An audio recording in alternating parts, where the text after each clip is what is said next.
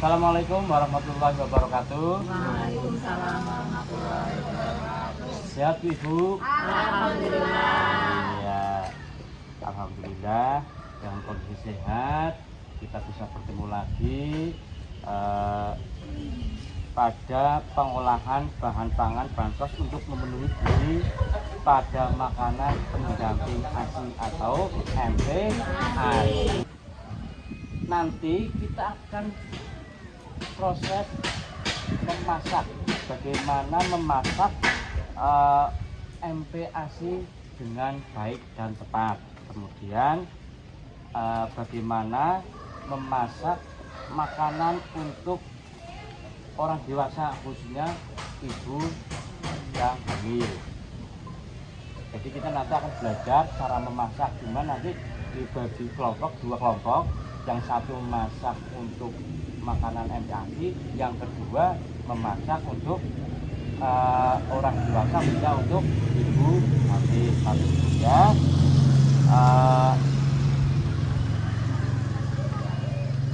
sebelumnya saya akan menyampaikan materi-materi dulu. Kira-kira sudah ngantuk Mas ya? Oh nggih. Coba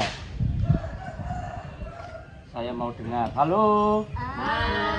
Hai. Hai. Halo.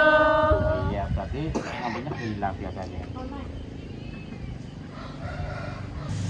Cara memasak ya, cara memasak MPASI atau memasak untuk orang dewasa yang sedang hamil. Mungkin ibu-ibu baca untuk bapak-bapak hamil. Yang pertama, gunakan cara memasak sederhana. Nah, cara memasak sederhana itu bisa melalui merebus, mengukus, dan memanggang atau menumis. Agar tujuannya apa? Agar nilai gizinya tetap utuh, hilang. Kira-kira ibu-ibu sudah biasa melaksanakan di rumah seperti itu? Memanggang, menumis, mengukus, dan merebus. Kedua, perhatikan kebersihannya. Nah, kebersihannya jangan sampai kita belanja dari tukang sayur kemudian langsung dimasak. Dicuci dulu menggunakan air yang mengalir. Kemudian tidak ada penambahan penyedap rasa. Karena apa? Ketika menggunakan penyedap rasa yang berlebihan, bahkan sering menggunakan itu, maka tidak baik dikonsumsi oleh ngaten nggih. Gurih-gurih hilang. Nah, gurih-gurih hilang, ya betul. Tapi kalau ketika kita menggunakan penyedap rasa yang berlebihan, maka akan berbahaya bagi kandungan kita, khususnya untuk ibu hamil, kemudian untuk balita kita, karena tidak baik. Kemudian khusus untuk MPASI, makanan pendamping ASI, tekstur makanannya dilihat apakah masih baik, masih layak dikonsumsi atau tidak. Itu penting diperhatikan. Syarat-syarat pemberian MPASI. Ini ada 3 syarat pemberian MPASI. Coba saya tanyakan dulu. Yang pertama, kita tahu ya, syaratnya apa saja untuk memberikan MPASI, Bu? Ketika anak berusia 6 bulan. Syaratnya ya. Oke, bisa. Kemudian Bu Rumiati. Nah, tepatnya yaitu yang pertama ada 3 untuk syarat pemberian MPASI. Yang pertama adalah tepat waktu. Tepat, maksudnya MPASI diberikan pada saat ASI eksklusif. Susune mawon, ASINE saja tidak dapat memenuhi kebutuhan gizi pada bayi. MPASI diberikan pada saat ASI eksklusif, tidak dapat memenuhi kebutuhan gizi pada bayi. Kemudian ADUKAT Artinya bahwa MPASI memiliki kandungan gizi dengan jumlah memadai untuk kebutuhan gizi bayi seusianya. Jadi ketika kita memakan makanan yang bergizi, maka akan berpengaruh pada ASI kita. Oke? Nah, apa yang kita makan, apa yang kita konsumsi, maka akan berpengaruh pada ASI semuanya. Itu masuk di syarat yang kedua, yaitu adeukat. Kemudian yang ketiga adalah aman. Apa Bu? Aman artinya bahwa MPASI disiapkan. Cara menyiapkan yaitu steril. Cara menyiapkan steril agar terhindar bakteri dan virus yang menyebabkan diare, cacingan, hepatitis dan lain-lain. Aman dari bakteri. Kemudian yang kedua adalah penyimpanan dipisahkan dengan makanan mentah. Misalnya daging, sayuran, agar terhindar dari bakteri.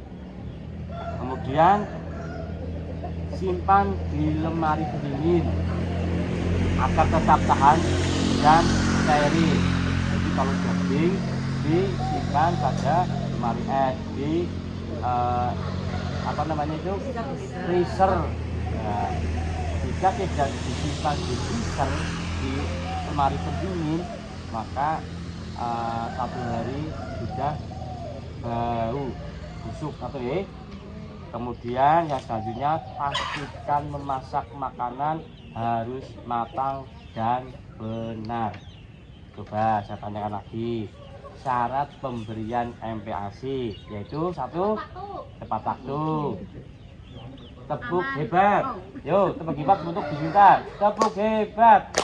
Hebat hebat. Hebat hebat. Hebat. Nah, tepat waktu. Kemudian yang kedua, coba ada yang tahu? Aman. Aman. Aman maksudnya aman? Terhindar dari bakteri. Betul. Ada yang lagi menambahkan? Dalam Ada yang menambahkan? adeukat. Adeukat. Adeukat. Iya, betul. Yaitu yang pertama tadi tepat waktu, yang kedua aman. Aman dari bakteri. Syarat-syaratnya penyimpanannya di lemari pendingin. Kemudian edukat, yaitu memiliki kandungan gizi dengan jumlah memadai untuk kebutuhan gizi bayi seusianya. Tepuk tangan untuk Bu Jumiati dan Bu Dira. Tepuk hebat ya. Tepuk hebat. Hebat hebat. Hebat hebat. Hebat. Iya. Kemudian ini saya akan menyampaikan kata kunci yaitu dari pembahasan tadi. Anak memasuki usia 6 bulan perlu diberikan MPASI agar anak terpenuhi kebutuhan gizinya secara seimbang. Itu penting. Oke. Saya ulangi, anak memasuki usia 6 bulan perlu diberikan MPASI agar anak terpenuhi kebutuhan gizinya secara seimbang. Kedua, ibu hamil perlu mengkonsumsi makanan bergizi seimbang untuk memastikan janin yang dikandung lahir sehat, cerdas, dan tidak stunting. Betul.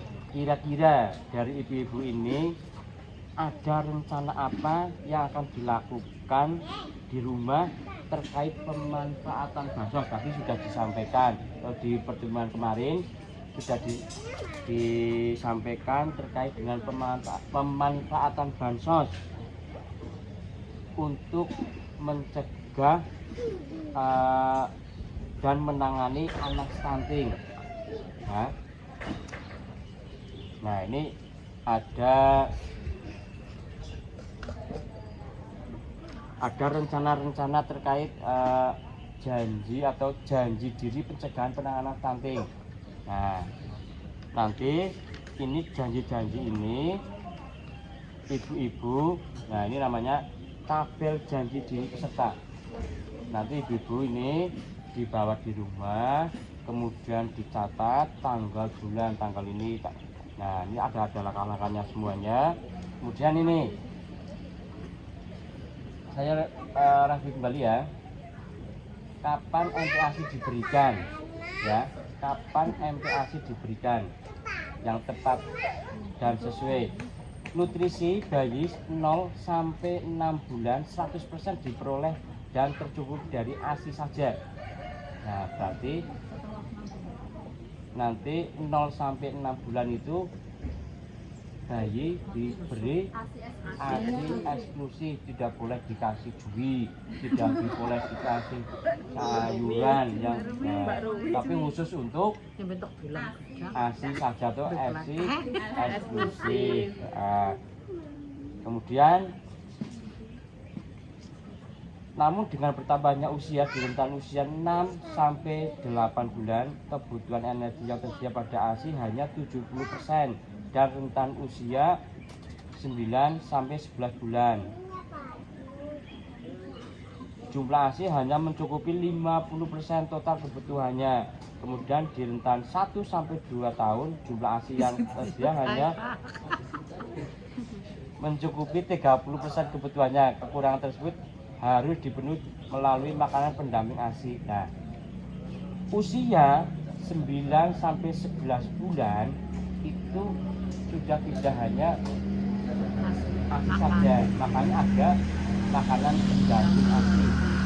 Nah, makanya tadi kan setelah kita pakai, kita tahu makanan MPASI itu apa saja. Nah, yang khusus untuk ASI eksklusifnya itu umur berapa tadi? 0 sampai 4 bulan. Kemudian yang selanjutnya yaitu ini cara pemberian MPASI sesuai usia. Ini ya, 6 sampai 8 bulan yaitu lanjutan menyusui. Lanjutkan menyusui. Kemudian 2 sampai 3 sendok makan bertahap hingga setengah mangkok berukuran 250 ml. Makan 2 sampai 3 kali. Itu untuk usia 6 sampai 8 bulan, karena 0 sampai 6 bulan khusus untuk ASI eksklusif. Kemudian bagi anaknya usia 9 sampai 11 bulan yaitu tetap dikasih ASI, tapi ada tambahannya yaitu setengah sampai 1/4 mangkok ukuran 250 ml. Kemudian makannya itu 3 sampai 4 kali makan. Kemudian jumlah energi dari MPASI yang dibutuhkan per hari 300 kalori. Nah, ini ada contohnya makanan yang disaring apa saja. Makanan yang disaring yaitu makanan dibuat dengan saring, tekstur makanan lunak dan kental. Kemudian untuk yang dicincang, bahan makanan sama dengan orang dewasa, tekstur makanan dicincang atau dicacah, dipotong kecil-kecil, diiris-iris. Kemudian usia 12 sampai 23 bulan itu dengan masakan seperti orang dewasa, tetap dimakan seperti biasa, seperti itu. Jadi makanan yang biasa untuk usia 12 sampai 23 bulan bisa dikasih. Kalau di sini ada sayur bening, sop lah ya, sop itu sudah di situ sudah lengkap.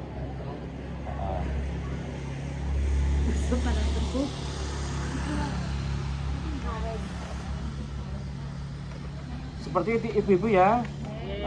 Jadi habis ini kita langsung praktek memasak MPASI, kemudian masakan untuk ibu hamil.